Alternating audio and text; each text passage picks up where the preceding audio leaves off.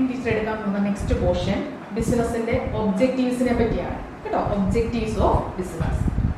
എന്തിനു വേണ്ടിയാണ് ബിസിനസ് ചെയ്യുന്നത്? നമ്മൾ കണ്ടായിരുന്നു ബിസിനസ് എന്നാന്ന് പറഞ്ഞു അല്ലേ? സാധനങ്ങളോ സേവനങ്ങളോ വാങ്ങുകയോ വിൽക്കുകയോ കൈമാറ്റം ചെയ്യുകയോ ചെയ്യുന്ന പ്രവർത്തനം. എന്തിനു വേണ്ടി? ഫോർ മേക്കിംഗ് പ്രോഫിറ്റ് എന്ന് നമ്മൾ പറഞ്ഞു. അപ്പോൾ അതിൽ നിന്ന് തന്നെ നമുക്ക് ഒരു ഒബ്ജക്റ്റീവ് കിട്ടി. ബിസിനസിന്റെ പ്രധാനപ്പെട്ട ലക്ഷ്യങ്ങൾ എന്തെല്ലാം എന്നൊരു ക്വസ്റ്റ്യൻ ചോദിച്ചാൽ എന്ത് നമ്മൾ ആൻസർ ചെയ്യും? അതാണ് നമ്മൾ പഠിക്കാൻ പോകുന്ന നെക്സ്റ്റ് പോർഷൻ കേട്ടോ. ബിസിനസിന്റെ objectives. The first objectives of business is market standing. എന്താ മാർക്കറ്റ് എന്ന് പറഞ്ഞു കഴിഞ്ഞാൽ? വിപണി എന്ന് പറയും അല്ലെ? സാധനങ്ങളോ സേവനങ്ങളോ കൈമാറ്റം ചെയ്യുന്ന സ്ഥലം ഏതാണോ അതാണ് മാർക്കറ്റ്. നമ്മൾ ചന്ത എന്നൊക്കെ കേട്ടിട്ടുണ്ട്. ദെൻ മാർക്കറ്റ് സ്റ്റാൻഡിങ് എന്ന് പറഞ്ഞു കഴിഞ്ഞാൽ വിപണി പിടിച്ചു നിർത്തുക. ഒരു ബിസിനസ്സിന് നമുക്കറിയാം ചിലപ്പോൾ ചില പുതിയ ഉൽപ്പന്നങ്ങൾ വിപണിയിലോട്ട് ഇറങ്ങുമ്പോൾ ജനങ്ങൾ പെട്ടെന്ന് അക്സെപ്റ്റ് ചെയ്യും. പിന്നെ പതിയെ പതിയെ അതിന്റെ ഡീമെറിറ്റ്സ് കണ്ടെത്താൻ തുടങ്ങും. തൊട്ട് എന്ത് ചെയ്യും? അവർ ആ പ്രോഡക്റ്റിൽ നിന്ന് മാറി അടുത്ത പ്രോഡക്റ്റിലേക്ക് പോകും. കാരണം കസ്റ്റമർക്ക് ഇഷ്ടംപോലെ ഓൾട്ടർനേറ്റീവ്സ് അവൈലബിൾ ആണ്. ഇഷ്ടംപോലെ പ്രോഡക്റ്റുകൾ അല്ലെങ്കിൽ അതിന് പലതരത്തിലുള്ള മറ്റു ചോയ്സസുകൾ അവൈലബിൾ ആണ്. അപ്പം കസ്റ്റമറെ നിലനിർത്തണമെങ്കിൽ എന്ത് ചെയ്യണം? വിപണി പിടിച്ചെടുക്കണം. പിടിച്ചെടുക്കണമെങ്കിൽ നിങ്ങൾക്കറിയാം ഏറ്റവും അനുയോജ്യമായ എന്ത് കസ്റ്റമറുടെ നീഡ്സ് ആൻഡ് വാണ്ട്സ് സാറ്റിസ്ഫൈ ചെയ്യുന്നതും നല്ല ഗുണമേന്മയുള്ള സാധനങ്ങളും പ്രദാനം ചെയ്യണം. എങ്കിൽ മാത്രമേ എന്ത് ചെയ്യാൻ പറ്റുള്ളൂ? വിപണി പിടിച്ചെടുക്കാനായിട്ട് സാധിക്കത്തുള്ളൂ. അങ്ങനെ വിപണി പിടിച്ചടക്കിയാൽ നമുക്കറിയാം നമ്മുടെ സെയിൽ വർദ്ധിക്കും അല്ലെ? നമ്മളൊരു ബിസിനസ്സുകാരനാണെങ്കിൽ വിപണി ഉണ്ടാക്കിയാൽ അല്ലെങ്കിൽ നമുക്ക് ആ പ്രോഡക്റ്റിന് നല്ലൊരു ഡിമാൻഡ് ഉണ്ടാക്കിയാൽ എന്ത് ചെയ്യും? നമ്മുടെ സെയിൽ വർദ്ധിക്കും. സെയിൽ വർദ്ധിക്കുന്നതനുസരിച്ച് നമ്മുടെ വരുമാനം കൂടും. അപ്പം ബിസിനസിന്റെ ഒന്നാമത്തെ ഒബ്ജക്റ്റീവ്സ് ആയിട്ട് അവർ പറഞ്ഞേക്കുവാണ് market standing. Business activities can be sustain only if it has a good standing in the market. കേട്ടോ, വിപണിയിൽ നല്ലൊരു സ്റ്റാൻഡ് അല്ലെങ്കിൽ നല്ലൊരു വിപണി കൈയടക്കിയെങ്കിൽ മാത്രമേ ബിസിനസ്സിന് എന്ത് ചെയ്യാൻ പറ്റത്തുള്ളൂ? നിലനിൽക്കാനായിട്ട് പറ്റത്തുള്ളൂ. അപ്പോൾ ഒന്നാമത്തെ ബിസിനസിന്റെ ഒബ്ജക്റ്റീവ്സ് ആയിട്ട് അവർ പറഞ്ഞേക്കുവാണ് വിപണി പിടിച്ചടക്കുക. ദെൻ രണ്ടാമത്തെ ഒബ്ജക്റ്റീവിലേക്ക് വരുമ്പോൾ ഇന്നോവേഷൻസ്. അതെ, ഇന്നോവേഷൻസ് എന്ന് പറഞ്ഞു കഴിഞ്ഞാൽ എന്നാ? നമുക്കറിയാം കസ്റ്റമറുടെ ടേസ്റ്റ് ആൻഡ് ഹാബിറ്റ് എന്നും എന്ത് ചെയ്തുകൊണ്ടിരിക്കുക? ഇങ്ങനെ മാറിക്കൊണ്ടേയിരിക്കുക. അപ്പോൾ അവരെ നമ്മൾ പിടിച്ചു നിർത്തണമെങ്കിൽ പുതിയ രീതിയിൽ ആ നിലവിലുള്ള ഉൽപ്പന്നങ്ങളെ എന്ത് ചെയ്യണം? വിപണിയിലോട്ട് ഇറക്കണം. അതിനുവേണ്ടിയാണ് അവർ പറയും, നമ്മൾ പരസ്യം കാണുമ്പോൾ അല്ലെ, സന്തൂറിന്റെ പരസ്യം കാണുമ്പോഴത്തേക്ക് നിങ്ങൾ കണ്ടിട്ടുണ്ട് സന്തൂറിന്റെ സോപ്പ് ഇപ്പോൾ പുതിയ രൂപത്തിൽ അല്ലെങ്കിൽ ചന്ദനം കൂടെ കൂടുതൽ ആഡ് ചെയ്തിട്ടുണ്ട് അല്ലെങ്കിൽ കുങ്കുമപ്പൂ കൂടുതൽ ആഡ് ചെയ്തിട്ടുണ്ടെന്നൊക്കെ പറയാം. സത്യത്തിൽ അതൊന്നും ഇല്ലെങ്കിൽ കൂടിയും നമ്മുടെ മനസ്സിലേക്ക് അപ്പോൾ ആ ഒരു പേര് അല്ലെങ്കിൽ അത് കയറി വരിക, അല്ലെങ്കിൽ കൂടുതൽ എക്സ്ട്രാ ഇത്രയും കൂടെ എന്നൊക്കെ, അതായത് പുതിയ പുതിയ ഇന്നോവേഷൻസ് അല്ലെങ്കിൽ സ്ട്രാറ്റജീസ്, തന്ത്രങ്ങളാണ് ശരിക്കും അതൊക്കെ. അങ്ങനെ ഇടപെട്ടെങ്കിൽ അല്ലെങ്കിൽ അങ്ങനെ വിപണി പിടിച്ചടങ്ങിയെങ്കിൽ മാത്രമേ അവർക്ക് എന്ത് ചെയ്യാൻ പറ്റത്തുള്ളൂ? സ്ഥാപനത്തിന് സൽപ്പേര് ഉണ്ടാകത്തുള്ളൂ, സെയിൽ വർദ്ധിക്കത്തുള്ളൂ. അപ്പം ഇന്നോവേഷൻസ് അല്ലെ? നിങ്ങൾ നോർത്ത് നോക്കിയേ, പണ്ട് നമ്മുടെ എല്ലാ ഓഫീസുകളും ടൈപ്പ് റൈറ്റിംഗ് മെഷീൻസ് ആണ് യൂസ് ചെയ്തുകൊണ്ടിരുന്നത്. പക്ഷെ ടെക്നോളജി മാറി. അതിനേക്കാളും കുറച്ചുകൂടെ അഡ്വാൻസ്ഡ് ടെക്നോളജി വന്നപ്പോൾ എല്ലാവരും എന്ത് ചെയ്തു? ടൈപ്പ് റൈറ്റിംഗ് മെഷീൻ ഉപയോഗിച്ചിട്ട് എങ്ങോട്ട് പോയി? കമ്പ്യൂട്ടറിലേക്ക് കൊണ്ടു. അപ്പൊ ഇന്നോവേഷൻസ് അല്ലെ, പുതിയ പുതിയ കണ്ടുപിടുത്തങ്ങൾ നടത്തണം. പണ്ടത്തെ ഒരു മോട്ടോർ സൈക്കിൾ നിങ്ങൾ മനസ്സിലോട്ട് ഓർത്തി, അതിൽ നിന്നും എന്തെല്ലാം ചേഞ്ചസ് ഇപ്പോൾ വന്നു? മൈലേജ് കൂടി, സൗണ്ട് കുറഞ്ഞു അല്ലെ? അങ്ങനെ പല പല ചേഞ്ചസ്. പണ്ട് നമ്മൾ കയറി ഇരുന്നിട്ട് നമ്മൾ തന്നെ എന്ത് ചെയ്യണം? ഡോർ അടയ്ക്കണമായിരുന്നു. ഇപ്പൊ നമുക്ക് പവർ ഇതിൽ എന്ത് ചെയ്യാം? ആ ഡോർ അടയ്ക്കാം. അങ്ങനെ പല രീതിയിലുള്ള ഇന്നോവേഷൻസ് എന്ത് ചെയ്യാം? വിപണി പിടിച്ചടക്കാൻ വേണ്ടി ചെയ്തുകൊണ്ടിരിക്കുക. ബിസിനസിന്റെ രണ്ടാമത്തെ ലക്ഷ്യമാണ് അവർ പറഞ്ഞിരിക്കുന്നത് innovations. Innovations means exploring and discovering ways and means by which product are made more useful to customers. കേട്ടോ, കസ്റ്റമർക്ക് ഏറ്റവും ഉപയോഗപ്രദമായ അല്ലെങ്കിൽ കൂടുതൽ കൂടുതൽ ഉപയോഗപ്രദമായ രീതിയിൽ ആ ഉൽപ്പന്നങ്ങളെ എങ്ങനെ മാറ്റാം. അപ്പോൾ ബിസിനസിന്റെ രണ്ടാമത്തെ ഒബ്ജക്റ്റീവ്സ് ആണ് പറഞ്ഞിരുന്നത് ഇന്നോവേഷൻസ്. കണ്ടുപിടുത്തങ്ങൾ നടത്തണം. എങ്ങനെയാണെന്ന് പറഞ്ഞിരിക്കുന്നത്? കസ്റ്റമർക്ക് പണ്ടുണ്ടായിരുന്നതിനേക്കാളും കൂടുതൽ ആ ഉൽപ്പന്നങ്ങൾ എങ്ങനെ ഉപയോഗപ്രദമാകും. അതാണ് ബിസിനസിന്റെ സെക്കൻഡ് ഒബ്ജക്റ്റീവ്സ്. തേർഡ് ഒബ്ജക്റ്റീവിലേക്ക് വരുമ്പോൾ നമുക്കറിയാം പ്രൊഡക്ടിവിറ്റി അല്ലെ? ഉൽപാദനം കൂട്ടണം. അല്ലെങ്കിൽ നമുക്ക് എന്ത് ചെയ്യാൻ പറ്റില്ല? ഉൽപാദനം കൂട്ടിയെങ്കിൽ മാത്രമേ നമ്പർ ഓഫ് യൂണിറ്റ്സ് പ്രൊഡ്യൂസ് ചെയ്യുന്ന അല്ലെങ്കിൽ സെയിൽ ചെയ്യുന്ന അനുസരിച്ച് നമ്മുടെ എന്ത് ചെയ്യും? വരുമാനം കൂടും. അതാണ് അവർ പറഞ്ഞിരിക്കുന്നത്. മൂന്നാമത്തെയാണ് productivity is ascertained by comparing the value of output with the value of input. നമ്മുടെ എത്ര അസംസ്കൃത പദാർത്ഥങ്ങളാണോ ഇൻപുട്ടായിട്ട് ഉപയോഗിക്കുന്നത്, ദെൻ അതിൽ നിന്ന് നമുക്ക് എത്ര ഔട്ട്പുട്ട് പ്രൊഡ്യൂസ് ചെയ്യാൻ പറ്റും അല്ലേ? അങ്ങനെ നമ്മുടെ എന്ത് ചെയ്യണം? നമ്മുടെ പ്രൊഡക്ടിവിറ്റി കൂട്ടണം. പ്രൊഡക്ടിവിറ്റി കൂട്ടണമെങ്കിൽ നിങ്ങൾക്കറിയാം നല്ല ഹൈലി സൊഫിസ്റ്റിക്കേറ്റഡ് ടെക്നോളജീസ് നമ്മൾ ഉപയോഗിക്കണം. വളരെ അത്യാധുനിക സാങ്കേതിക വിദ്യകളൊക്കെ ഉപയോഗിച്ചുകൊണ്ട് നമ്മൾ ലാർജ് സ്കെയിൽ പ്രൊഡക്ഷൻ നടത്തണം, വൻതോതിലുള്ള ഉൽപാദനം നടത്തണം. അപ്പോൾ ബിസിനസിന്റെ അടുത്ത ഒബ്ജക്റ്റീവ്സ് ആയിട്ട് അവർ പറഞ്ഞേക്കുവാണ് പ്രൊഡക്ടിവിറ്റി കൂട്ടണം. Then നാലാമത്തെ ഒബ്ജക്റ്റീവ്സ് പറഞ്ഞപ്പോൾ physical and financial resources. All business establishment require physical and financial resources. നമ്മൾ ഈ പറഞ്ഞ കാര്യങ്ങളെല്ലാം നേടണമെങ്കിൽ ബിസിനസ്സിന് എന്ത് വേണം? ഫിസിക്കൽ ആൻഡ് ഫിനാൻഷ്യൽ, പണപരമായ ഉറവിടങ്ങൾ വേണം, അതിന്റെ ഫിസിക്കൽ സെറ്റപ്പ് വേണം. ഫിസിക്കൽ എന്ന് പറഞ്ഞു കഴിഞ്ഞാൽ നമുക്കറിയാം, ഇപ്പം ടീച്ചർ പറഞ്ഞ പ്രൊഡക്ടിവിറ്റി കൂട്ടണമെങ്കിൽ എന്ത് വേണം? അത്യാധുനിക സാങ്കേതിക വിദ്യയുള്ള മെഷീൻസ് വേണം, അല്ലെ? അങ്ങനെയുള്ള മെഷീൻസ് വേണം, അതുപോലെ തന്നെ ഓഫീസ് വേണം, പ്ലാന്റ് വേണം. നിങ്ങൾ ചിലപ്പോൾ ചില പരസ്യങ്ങളിലൊക്കെ നമ്മൾ കാണാറുണ്ട്, ചില ഉൽപ്പന്നങ്ങളൊക്കെ മനുഷ്യൻ അല്ലെങ്കിൽ അവിടെ ഹ്യൂമൻ റിസോഴ്സസിന്റെ സാന്നിധ്യം ഇല്ലാതെ തന്നെ അത് തന്നെത്താൻ ഇങ്ങനെ കൺവെയർ ബെൽറ്റിലെ കൂടെ വന്ന് അത് പാക്ക് ചെയ്ത്, അല്ലെ, സീൽ ചെയ്ത് പോകുന്നത് നമ്മൾ ശരിക്കും നമ്മുടെ ഫുഡ് ഫാക്ടറിയിലൊക്കെ കാണുമ്പോൾ നമ്മൾ അങ്ങനെ കാണുന്നുണ്ട്. പലതും നമ്മൾ ടി വിയിൽ കാണുന്നുണ്ട്, ഇതെങ്ങനെയാണ് അത് പാക്ക് ചെയ്ത് വരുന്നത് പോലെ. അത്രയും അത്യാധുനിക സാങ്കേതിക വിദ്യകളാണ് മറ്റു രാജ്യങ്ങൾ അല്ലെങ്കിൽ ഡെവലപ്ഡ് നേഷൻസ് ഉപയോഗിക്കുന്നത്. അപ്പോൾ അങ്ങനെ ഉണ്ടെങ്കിൽ മാത്രമേ പ്രൊഡക്ടിവിറ്റി വർദ്ധിക്കത്തുള്ളൂ. ദെൻ അതുപോലെ ആ പ്രൊഡക്ടിവിറ്റി വർദ്ധിപ്പിക്കണമെങ്കിൽ അവർ പറഞ്ഞേക്കുവാണ് ഫിസിക്കൽ ആൻഡ് ഫിനാൻഷ്യൽ റിസോഴ്സസ് വേണം. ഫിനാൻഷ്യൽ എന്ന് പറഞ്ഞാൽ പണം വേണം. നമുക്കറിയാം, മിഷനറി ഒക്കെ അല്ലെങ്കിൽ ഹൈലി സോഫിസ്റ്റിക്കേറ്റഡ് ടെക്നോളജീസ് നമ്മൾ ഉപയോഗിക്കണമെങ്കിൽ ഫിനാൻസ് വേണം. All business establishment require physical and financial resources. Physical റിസോഴ്സസിനകത്ത് അവർ പറഞ്ഞേക്കുവാണ് പ്ലാന്റ്, മിഷനറി, ഓഫീസസ്. ഇതിനാണ് ഫിസിക്കൽ എന്ന് പറയുന്നത്. ഫിനാൻസ് എന്ന് പറയുമ്പോൾ നിങ്ങൾക്കറിയാം എന്താണ് നമുക്ക് വേണ്ടത്? നമുക്ക് അതിന് പ്രവർത്തിക്കാൻ ആവശ്യമായിട്ടുള്ള പണം വേണം, അല്ലെ? ഈ രണ്ട് റിസോഴ്സസും വേണം എന്നതാണ് ബിസിനസിന്റെ അടുത്ത ഒബ്ജക്റ്റീവ്സ്. ഇതിന് അടുത്ത പറഞ്ഞേക്കുവാണ് നമ്മൾ ഏറ്റവും ബിസിനസ്സിന് കൊടുത്തിരിക്കുന്ന എക്സ്പ്ലനേഷനിൽ പറഞ്ഞിരിക്കുന്നത് ഏർണിംഗ് പ്രോഫിറ്റ് എന്നാണ്. ടീച്ചർ ഈ മുകളിൽ പറഞ്ഞ 4 കാര്യങ്ങളും ഫുൾഫിൽ ചെയ്താൽ ബിസിനസ് സ്ഥാപനത്തിന് ഓൾറെഡി എന്തുണ്ടാകും? ലാഭം ഉണ്ടാകും, അല്ലെ? ലാഭത്തിന് വേണ്ടിയാണ് എല്ലാ ബിസിനസ് സ്ഥാപനങ്ങളും പ്രവർത്തിക്കുന്നത്. അപ്പം ബിസിനസ് സ്ഥാപനത്തിന്റെ 4ാമത്തെ ലക്ഷ്യമായിട്ട് അവർ പറഞ്ഞേക്കുവാണ് ഏർണിംഗ് പ്രോഫിറ്റ്, ലാഭം സമ്പാദിക്കുക. ബിസിനസിന്റെ ഒബ്ജക്റ്റീവ്സ് എന്നായിരുന്നു? ഫസ്റ്റ് വൺ, മാർക്കറ്റ് പിടിച്ചെടുക്കുക. രണ്ടാമത്, കസ്റ്റമർക്ക് കൂടുതൽ ഉപയോഗപ്രദമായ രീതിയിൽ എങ്ങനെയാ ഉൽപ്പന്നം വിപണിയിൽ ഇറക്കാം, ഇന്നോവേഷൻസ് നടത്തുക. മൂന്നാമത് പറഞ്ഞേക്കൊണ്ട് അവരുടെ പ്രൊഡക്ടിവിറ്റി, അവരുടെ ഉത്പാദനക്ഷമത വർദ്ധിപ്പിക്കുക. നാലാമത് പറഞ്ഞേക്കൊണ്ട് വർദ്ധിപ്പിക്കാൻ ആവശ്യമായിട്ടുള്ള ഫിനാൻഷ്യൽ ആൻഡ് ഫിസിക്കൽ റിസോഴ്സസ് ഉണ്ടാക്കുക. അഞ്ചാമത് പറഞ്ഞേക്കൊണ്ട് പ്രോഫിറ്റ് ഏൺ ചെയ്യുക. ദെൻ ആറാമത് പറഞ്ഞേക്കൊണ്ട് മാനേജർ പെർഫോമൻസ് ആൻഡ് ഡെവലപ്മെന്റ്. നമുക്കറിയാം, ഏത് സ്ഥാപനമാണെങ്കിലും അവിടെ ഹ്യൂമൻ റിസോഴ്സസിന്റെ സാന്നിധ്യം ഇല്ലാതെ അല്ലെങ്കിൽ അവിടുത്തെ ജീവനക്കാരുടെ സാന്നിധ്യം ഇല്ലാതെ എന്ത് ചെയ്യാൻ പറ്റില്ല? പ്രൊഡ്യൂസ് ചെയ്യാൻ പറ്റില്ല. നമ്പർ ഓഫ് നമുക്ക് എന്ത് ചെയ്യാം? കൂട്ടുകയോ കുറയ്ക്കുകയോ ചെയ്യാം. അതായത് ജീവനക്കാരുടെ എണ്ണം നമുക്ക് കൂട്ടുകയോ കുറയ്ക്കുകയോ ചെയ്യാം. പക്ഷേ നമുക്ക് എന്ത് വേണം? അവിടെ മാനേജർ വേണം, അല്ലെ? എഫിഷ്യന്റ് ആയിട്ടുള്ള, കാര്യക്ഷമമായിട്ടുള്ള മാനേജ്മെന്റ് വേണം. അതാണ് അടുത്ത ഒബ്ജക്റ്റീവ്സ് ആയിട്ട് പറയുന്നത്. Good managers are needed by business enterprises to conduct and coordinate various business activities. കണ്ടോ, പല ബിസിനസ് പ്രവർത്തനങ്ങളെ കോർഡിനേറ്റ് ചെയ്യണമെങ്കിൽ, അല്ലെങ്കിൽ ഏകോപിപ്പിച്ച് ഒരുമിച്ച് കൊണ്ടുപോകണമെങ്കിൽ, അല്ലെങ്കിൽ അവർ പറഞ്ഞപ്പോൾ ബിസിനസിന്റെ വളർച്ച നല്ല രീതിയിൽ അത് മുന്നോട്ട് കൊണ്ടുപോകണമെങ്കിൽ ആര് വേണം? നല്ല മാനേജർ വേണം. അതുകൊണ്ടാണ് മാനേജർ പോസ്റ്റ് എന്ന് പറയുന്നത് ഇച്ചിരി എഡ്യൂക്കേറ്റഡ് ആയിട്ടുള്ള, എക്സ്പീരിയൻസ്ഡ് ആയിട്ടുള്ള വ്യക്തികളെയൊക്കെയാണ് എടുക്കുന്നത്. അപ്പൊ നോക്കി, അതിനെല്ലാം കോർഡിനേറ്റ് ചെയ്ത് കൊണ്ടുപോകണമെങ്കിൽ ഒരു എഫിഷ്യന്റ് ആയിട്ടുള്ള ഒരു വർക്ക് അവിടെ ആവശ്യമാണ്. ഗുഡ് മാനേജേഴ്സ് ഉണ്ടായിരിക്കുക, അല്ലെങ്കിൽ അവരുടെ പെർഫോമൻസ് നല്ല രീതിയിലാക്കുക എന്ന് പറയുന്നതും ബിസിനസിന്റെ ഒബ്ജക്റ്റീവ്സ് ആയിട്ടാണ് അവർ പറഞ്ഞിരിക്കുന്നത്.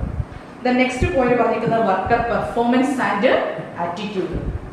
നമുക്കറിയാം, ഒരു സ്ഥാപനത്തിൽ ജോലി ചെയ്യുന്ന ജീവനക്കാരെ പല കൾച്ചറിൽ നിന്നും അതുപോലെ തന്നെ പല സാഹചര്യത്തിൽ നിന്നും ഒക്കെ വരുന്നവരാണ്. അവരുടെ ആറ്റിറ്റ്യൂഡിൽ വ്യത്യാസമുണ്ട്, അവരുടെ ബിഹേവിയർ പാറ്റേണിൽ വ്യത്യാസമുണ്ട്. അപ്പൊ ഇവരെ എല്ലാം ഒരു കുടക്കീഴിൽ കൊണ്ടുപോയെങ്കിൽ മാത്രമേ ബിസിനസ് സ്ഥാപനം എന്താകത്തുള്ളൂ? നല്ല രീതിയിൽ മുന്നോട്ട് പോകത്തുള്ളൂ. അപ്പൊ ബിസിനസിന്റെ അടുത്ത ഒബ്ജക്റ്റീവ്സ് ആയിട്ട് പറഞ്ഞേക്കുവാണ് ഗുഡ് മാനേജർ പെർഫോമൻസ് വേണം.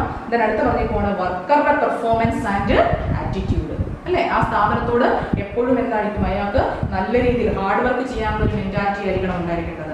അങ്ങനെ കൊടുക്കണമെങ്കിൽ നമുക്കറിയാം, ജീവനക്കാരനെ എന്ത് ചെയ്യണം? അയാൾക്ക് തൃപ്തികരമായ വേജസ് കൊടുക്കണം, നല്ല വർക്ക് എൻവയോൺമെന്റ് കൊടുക്കണം, അല്ലെ? നല്ല തൊഴിൽ സാഹചര്യങ്ങൾ കൊടുക്കണം. നിങ്ങൾ കേട്ടിട്ടുണ്ടായിരുന്നു, പണ്ടൊക്കെ നമ്മൾ സെയിൽസ് അല്ലെങ്കിൽ ടെക്സ്റ്റൈൽസിലൊക്കെ ജീവനക്കാർക്ക് എന്താ ഇരിക്കാനുള്ള സമയം പോലും ഇല്ലായിരുന്നു. ലേഡി സ്റ്റാഫിനൊക്കെ രാവിലെ 8 മണി തൊട്ട് വൈകുന്നേരം 8 മണി വരെ നിന്ന് മാത്രമേ വർക്ക് ചെയ്യാൻ പറ്റത്തുള്ളായിരുന്നു. അപ്പം പലരും ആ ജോലിയിൽ നിന്ന് റിസൈൻ ചെയ്യാൻ തുടങ്ങി, അല്ലെങ്കിൽ അതൊരു പബ്ലിക് ഇഷ്യൂവായി മാറി. അപ്പം ഗവൺമെന്റ് അങ്ങനെ ഒരു നിയമം, ഇത്ര നേരം അവർക്ക് റെസ്റ്റ് കൊടുക്കണം, അല്ലേ? ജീവനക്കാരുടെ ആറ്റിറ്റ്യൂഡും ബിഹേവിയറും മാറും. നമുക്കറിയാം, കുറേ നേരം അവർ കണ്ടിന്യൂസ് ആയിട്ട് ജോലി ചെയ്തു കഴിഞ്ഞാൽ അവർക്ക് ബോർ ഫീൽ ചെയ്യും, അല്ലെങ്കിൽ അവർ ആദ്യം കാണിച്ച കാര്യക്ഷമത എന്ത് ചെയ്യത്തില്ല, തുടർന്ന് കാണിക്കത്തില്ല. അതിലേക്കാണ് വരുന്നത് worker performance and attitude very much determine the productivity. Worker performance and attitude നമുക്കറിയാം, ഒരു സ്ഥാപനത്തിന്റെ വളർച്ചയെ സഹായിക്കുന്ന ഏറ്റവും പ്രധാനപ്പെട്ട ഘടകമാണ് അവിടുത്തെ ജീവനക്കാരെന്ന് പറയുന്നത്, അല്ലെ? അവരുടെ ആറ്റിറ്റ്യൂഡും അവരുടെ ബിഹേവിയറും നമുക്കറിയാം പല സിസ്റ്റത്തിൽ നിന്ന് വരുന്ന, പല കൾച്ചറിൽ നിന്ന് വരുന്നത്. അപ്പോൾ അവരുടെ ആറ്റിറ്റ്യൂഡ് അതുപോലെ തന്നെ അവരുടെ സ്വഭാവങ്ങളിലൊക്കെ എന്തുണ്ട്? വ്യത്യാസമുണ്ട്. അപ്പോൾ ആ സ്ഥാപനത്തിന്റെ വളർച്ചയിലേക്ക് നയിക്കുന്ന ഏറ്റവും പ്രധാനപ്പെട്ട ഘടകമാണ് അവിടുത്തെ ജീവനക്കാരെന്ന് പറയുന്നത്. Then worker performance and attitude very much determine the productivity and profitability of any business enterprises. കണ്ടോ, ഒരു ബിസിനസ് സ്ഥാപനത്തിന്റെ വളർച്ചയ്ക്ക് ഏറ്റവും പ്രധാനപ്പെട്ട ഘടകമാണ് അവിടുത്തെ ജീവനക്കാരുടെ ആറ്റിറ്റ്യൂഡ്, അവരുടെ മനോഭാവം, അതുപോലെ തന്നെ അവരുടെ പ്രൊഡക്ടിവിറ്റി, അവരുടെ ഉത്പാദനക്ഷമത. അതൊക്കെ ആ സ്ഥാപനത്തെ ബാധിക്കും. അവരുടെ പ്രൊഡക്ടിവിറ്റി, അവരുടെ പെർഫോമൻസ്, അവരുടെ ആറ്റിറ്റ്യൂഡ്, ഇതെല്ലാം ആ സ്ഥാപനത്തിലെ ഉത്പാദനക്ഷമതയെ ബാധിക്കും. അതുകൊണ്ട് തന്നെ എന്നെ എടുക്കണം, every business enterprises must provide the workers with incentive. കേട്ടോ, അതുകൊണ്ട് തന്നെ അവർ പറഞ്ഞേക്കുവാണ് ജീവനക്കാർക്ക് എന്ത് കൊടുക്കണം, അവരെ പ്രൊമോട്ട് ചെയ്യാൻ, അവരെ മോട്ടിവേറ്റ് ചെയ്യാൻ, അവരെ പ്രചോദിപ്പിക്കാൻ നമ്മൾ ഇൻസെന്റീവ്സ് കൊടുക്കണം. ഇൻസെന്റീവ്സ് എന്ന് പറഞ്ഞു കഴിഞ്ഞാൽ നമുക്ക് രണ്ട് രീതി കൊടുക്കാം, monetary incentive and non monetary incentives. പണപരമായി നൽകുന്ന സേവനങ്ങളും അല്ലെങ്കിൽ പണപരമായി നൽകുന്ന ഇൻസെന്റീവ്സ് ഉണ്ട്, നോൺ മോണിറ്ററി പണപരമല്ലാത്ത ഇൻസെന്റീവ്സ് ഉണ്ട്. അതായത് ജീവനക്കാരൻ സ്ഥാപനം വിട്ടുപോകാതിരിക്കാനും കൂടുതൽ കാര്യക്ഷമമായി ജോലി ചെയ്യാനും നൽകുന്ന നമ്മുടെ പ്രേരക വസ്തുക്കളെയാണ് ഇൻസെന്റീവ്സ് എന്ന് പറയുന്നത്. ബിസിനസിന്റെ ഒബ്ജക്റ്റീവ്സ് ആയിട്ട് അടുത്ത അവർ പറഞ്ഞേക്കുവാണ് വർക്കറുടെ പെർഫോമൻസും ആറ്റിറ്റ്യൂഡും നമ്മൾ പരിഗണിക്കണം. അവർ ആറ്റിറ്റ്യൂഡും പെർഫോമൻസും പരിഗണിച്ചെങ്കിൽ മാത്രമേ സ്ഥാപനത്തിൽ നിന്നുണ്ടാകത്തുള്ളൂ, വളർച്ച ഉണ്ടാകത്തുള്ളൂ. അത് പരിഗണിക്കണമെങ്കിൽ നമ്മൾ എന്ത് കൊടുക്കണം, അവർക്ക് പലതരത്തിലുള്ള ഇൻസെന്റീവ്സുകൾ കൊടുക്കണം, monetary and non monetary incentives. ചില സ്ഥാപനങ്ങളിൽ നമുക്കറിയാം ജോലി ചെയ്യുന്നവർക്ക് ഫ്രീ ആയിട്ട് ഫുഡ് കൊടുക്കുന്നുണ്ട്, അല്ലെ? അതുകൂടാതെ ബോണസ് കൊടുക്കുന്നുണ്ട്, സാലറി ഇൻക്രിമെന്റ് കൊടുക്കുന്നുണ്ട്. എന്നാലേ ആ സ്ഥാപനത്തിൽ ആ ജീവനക്കാരൻ പിടിച്ച് നിൽക്കത്തുള്ളൂ. അല്ലെങ്കിൽ എന്ത് ചെയ്യും, ലേബർ ടേൺ ഓവർ, അവൻ അടുത്ത സ്ഥാപനം തപ്പി പോകും, കൂടുതൽ എവിടെ കിട്ടുന്നു അങ്ങോട്ടേക്ക് ചാടും. അതിലേക്കാണ് അത് വരുന്നത്. അങ്ങനെ ഇൻസെന്റീവ്സ് കൊടുക്കുമ്പോൾ അവന്റെ പെർഫോമൻസ് എന്ത് ചെയ്യും, ഇൻക്രീസ് ചെയ്യും. ആ പോയിന്റ് ആണ് അടുത്തതായിട്ട് ഒബ്ജക്റ്റീവ്സിൽ കൊടുത്തിരിക്കുന്നത്. ഹെഡിങ്ങിന് worker performance and attitude. Last objectives ആയിട്ട് കൊടുത്തിരിക്കുകയാണ് സോഷ്യൽ റെസ്പോൺസിബിലിറ്റി, അല്ലെ? മനുഷ്യനൊരു സാമൂഹ്യ ജീവിയാണ്. അപ്പൊ നമുക്ക് സമൂഹത്തോട് ചില പ്രതിബദ്ധതകൾ ആർക്കുണ്ട്, ബിസിനസ് സ്ഥാപനത്തിന് ഉണ്ട്. Then social responsibility refers to the obligation of business to pursue those policies, to make those decisions or to follow those line of action which are desirable in terms of the objectives and value of our society. ഒരു ബിസിനസ്സുകാരൻ ബിസിനസ്സിൽ പരമാവധി ലാഭം ഉണ്ടാക്കാൻ അവൻ ശ്രമിക്കുമ്പോഴും അവൻ എന്ത് പിന്തുടരണം, ആ സമൂഹത്തിന്റെ വാല്യൂസ് അല്ലെങ്കിൽ മൂല്യം കാത്തു സൂക്ഷിക്കാൻ അവൻ ബാധ്യസ്ഥനാണ്. അതുകൊണ്ടാണ് ടീച്ചർ പറഞ്ഞ മനുഷ്യൻ ഒരു സാമൂഹ്യ ജീവിയാണ്, അവന് സമൂഹത്തോട് ചില പ്രതിബദ്ധതകൾ ഉണ്ട്, അല്ലെ? നിങ്ങൾ കണ്ടിട്ടുണ്ട് നമ്മൾ ആൽക്കഹോളിൻ്റെ അകത്ത് അല്ലെങ്കിൽ നമ്മൾ ലിക്കറിൻ്റെ അകത്ത് മദ്യപാനം ആരോഗ്യത്തിന് ഹാനികരമാണ് എന്ന് തന്നെ എന്ത് ചെയ്യണം, ആ ഒരു പരസ്യം നമ്മൾ കൊടുത്തിട്ടുണ്ട്. അത് വായിക്കുന്നതിൽ അല്ലെങ്കിൽ ഉപയോഗിക്കുന്നതിന് മുമ്പ് നമ്മൾ ആ പരസ്യം കാണുമ്പോൾ വേണമെങ്കിൽ നമുക്ക് എന്ത് ചെയ്യണം, അതിൽ നിന്ന് വിഡ്രോ ചെയ്യാം, അല്ലെ? നമുക്കത് വേണ്ട ഉപേക്ഷിക്കാൻ പറ്റും. അങ്ങനെ അത് പൊതുജന താല്പര്യാർത്ഥം കൊടുക്കുന്നതാണ്. അപ്പൊ അതങ്ങനെ എഴുതി തന്നെ പറ്റത്തുള്ളൂ. ചില പ്രോഡക്റ്റുകൾ നിങ്ങൾക്കറിയാം, നമ്മൾ സിഗരറ്റ് അല്ലെങ്കിൽ അതുപോലെയുള്ള ആ ഒരു ക്യാൻസറിന്റെ അല്ലെങ്കിൽ അതുപോലെ ഒരു പിക്ചർ അവർ കൊടുത്തിട്ടുണ്ട്. എങ്ങാനും ആ കസ്റ്റമർ അതിൽ നിന്ന് വിട്ടുപോകുന്നെങ്കിൽ പോയിക്കോട്ടെ. അപ്പൊ സോഷ്യൽ റെസ്പോൺസിബിലിറ്റി, അല്ലെ? നിങ്ങൾ സിനിമയ്ക്കിടയിൽ കാണുന്നുണ്ട് പുകവലി ആരോഗ്യത്തിന് ഹാനികരമാണെന്ന് പബ്ലിക്കിനെ അറിയിക്കാൻ വേണ്ടി എഴുതി കാണിക്കുന്നുണ്ട്. അപ്പോൾ ഇതൊക്കെ എന്ന് പറയുന്നത് സമൂഹത്തോടുള്ള പ്രതിബദ്ധതയാണ്, അല്ലെ? അതാണ് പറഞ്ഞിരിക്കുന്നത്. ബിസിനസിന്റെ അടുത്ത ഒബ്ജക്റ്റീവ്സ് ആയിട്ട് പറഞ്ഞിരിക്കുകയാണ് സൊസൈറ്റിയുടെ വാല്യൂസ് അല്ലെങ്കിൽ മൂല്യം കാത്തു സൂക്ഷിക്കാൻ നമ്മൾ ബാധ്യസ്ഥരാണ്. These are the objectives of business. അപ്പൊ ടീച്ചർ ഇപ്പം പറഞ്ഞത് ബിസിനസിന്റെ ലക്ഷ്യങ്ങൾ എന്തെല്ലാം. ആദ്യം മാർക്കറ്റ് സ്റ്റാൻഡിംഗ്, വിപണി പിടിച്ചെടുക്കണം. രണ്ടാമത് ഏറ്റവും ഉപയോഗപ്രദമായ പുതിയ പുതിയ രീതിയിൽ ഉൽപ്പന്നങ്ങളെ എന്ത് ചെയ്യണം, ഇന്നോവേഷൻസ് നടത്തി പുതിയ പുതിയ രീതിയിൽ ഉൽപ്പന്നങ്ങളെ അവതരിപ്പിക്കണം, മാർക്കറ്റിൽ അവതരിപ്പിക്കണം. അടുത്ത പറഞ്ഞേക്കുവാണ് പ്രൊഡക്ടിവിറ്റി, അല്ലെ? ഉത്പാദനക്ഷമത കൂടിയെങ്കിൽ മാത്രമേ എന്തുണ്ടാകത്തുള്ളൂ, ലാഭം ഉണ്ടാകത്തുള്ളൂ. അതിന്റെ അടുത്ത പോയിന്റ് അവർ പറഞ്ഞേക്കുവാണ് ഫിസിക്കൽ ആൻഡ് ഫിനാൻഷ്യൽ റിസോഴ്സസ് നമുക്ക് വേണം. മാനേജേഴ്സ്, നല്ലൊരു മാനേജർ ഉണ്ടെങ്കിൽ മാത്രമേ സ്ഥാപനത്തിലെ എല്ലാ പ്രവർത്തനങ്ങളെയും എന്ത് ചെയ്യാൻ പറ്റുള്ളൂ, കോർഡിനേറ്റ് ചെയ്യാനായിട്ട് പറ്റത്തുള്ളൂ. സെക്കൻഡ് ലാസ്റ്റ് പോയിന്റ് അവർ പറഞ്ഞേക്കുവാണ് നമ്മൾ വർക്കേഴ്സിന്റെ ആറ്റിറ്റ്യൂഡും ബിഹേവിയറും നോക്കണം. കാരണം വർക്കേഴ്സ് ആണ് ആ സ്ഥാപനത്തിന്റെ വളർച്ചയെ സഹായിക്കുന്നത്. അവർക്ക് നമ്മൾ monetary and non monetary incentives provide ചെയ്യണം. എങ്കിൽ മാത്രമേ സ്ഥാപനത്തിൽ ജീവനക്കാരൻ എന്ത് ചെയ്യത്തുള്ളൂ, ഏറ്റവും കാര്യക്ഷമമായി ജോലി ചെയ്യത്തുള്ളൂ. അതോടൊപ്പം തന്നെ ആ സ്ഥാപനം വിട്ടിട്ട് പോകത്തില്ല, ലേബർ ടേൺ ഓവർ ഒരിക്കലും സംഭവിക്കത്തില്ല.